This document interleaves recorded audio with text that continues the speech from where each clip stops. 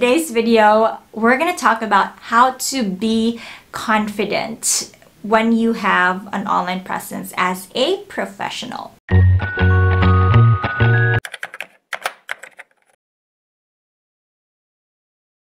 Hi, welcome back to my channel. But first, I want to ask you, how are you doing? Comment below what your current situation is. Maybe I can relate with you and I can give you some tips and advice. We never know. But please go ahead and share your thoughts and feelings at this time. I am very, very happy whenever I hear that you are progressing in your job application, and even when you don't, I still feel that, every one of you has a chance to go out there and get the job that will help you improve your way of life. So now that we have that out of the way, today's video is episode 5 of Career Standout Online, and this month, this is going to be the last of this video series because I'm going to jump to a different content type by next week. And if you don't want to hear this update, by the way, just skip this. I just want to share an update with you.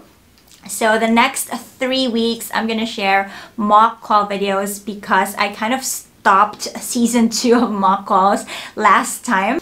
So I will continue them, and then after the mock calls videos, I'm also going to share more non-voice and digital customer service because it's really one of the biggest income generating activities now. Whether you are applying for a job or you are creating your own business, doesn't matter, as a lot of businesses and companies are now online. So I thought it would be really helpful if I share with you non-voice web chat techniques, emails, or anything that has to do with digital or online customer service, or anything like that. If you're looking for new career opportunities that you can do at the comfort of your home, then make sure to check out the link in the description below. I have linked the Facebook page of Multiply Me. It is a new age BPO company that offers remote job opportunities to Filipinos here in the Philippines. On our Facebook page, you can see different job opportunities that we share from time to time.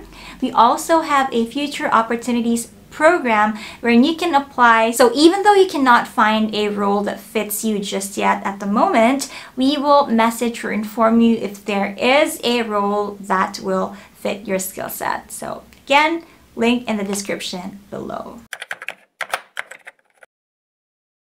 The first thing you want to do is to triple fact check everything that you've shared. In the last episode, I've shared with you different content types that you can share on your Facebook profile page, Instagram, LinkedIn, or wherever. And I've mentioned about sharing things that are accurate and correct. And of course, no to fake news and no to false information. If you know what you're talking about, and if you've researched it, if you have read exactly what you're sharing online, then you will be more confident to share it. You'll be more confident to share your insights and your opinion because you know that you've read it and then you've checked other legit online resources and you have verified, confirmed that those sources are really legitimate. Compared to when you just read the headline of a news article or announcement on, let's say, ABS-CBN or GMA or whatever, and then you did not read the entire article, but yet you shared that article without knowing what's inside it, and then added your opinion and insights about anything, not knowing that it's not exactly what you're thinking, right? So that also affects your self-esteem if you find out that you've actually shared incorrect information, right? Which is why make sure that before you share, you triple fact checked it and check out different legitimate resources before you give an opinion about that topic. And number 2 is to be authentic and stay true to yourself. I know this is such a cliche advice, but really it is true. But obviously, you can't just go wild on social media, right? There is always a limit to everything that you do, even though most people will say it's your account, it's social media, it's public, go ahead and publish it. But the way I see it is that you always have a responsibility when you are sharing something on social media. But that doesn't mean that you can't be yourself or be authentic. What I mean by this is, after you have verified that the information you're sharing or that you're posting is correct and it comes from legitimate resource, you are free to share your opinion, your insights about that topic, even though other people disagree with you. But as long as you're not personally attacking someone or you're not degrading anyone and you're staying on topic, giving an opinion about the topic itself and not the person, then I believe that you can position yourself as someone who is knowledgeable about your industry or a certain subject matter. And aside from sharing news articles or announcements and related to staying true to yourself, you can let your personality shine by sharing things that are important to you, your hobbies or your interests, and anything that you love. Number 3 is to work on content value first before thinking about vanity metrics. I know that since it's social media, there's this feeling that you've been sharing all these things, but it seems like nobody cares because no one likes your posts.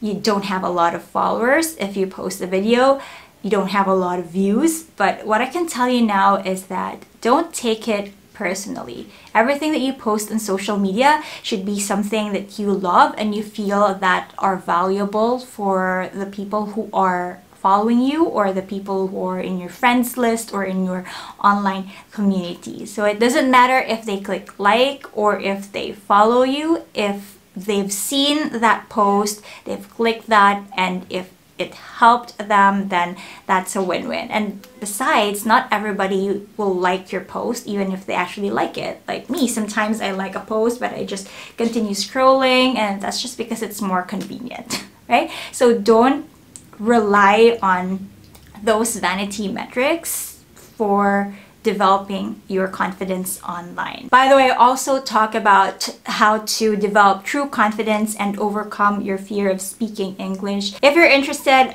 I have included that as a mega add-on or bonus for my mini online course. So make sure to check out the link in the description below so that you can see if the mini online course is for you.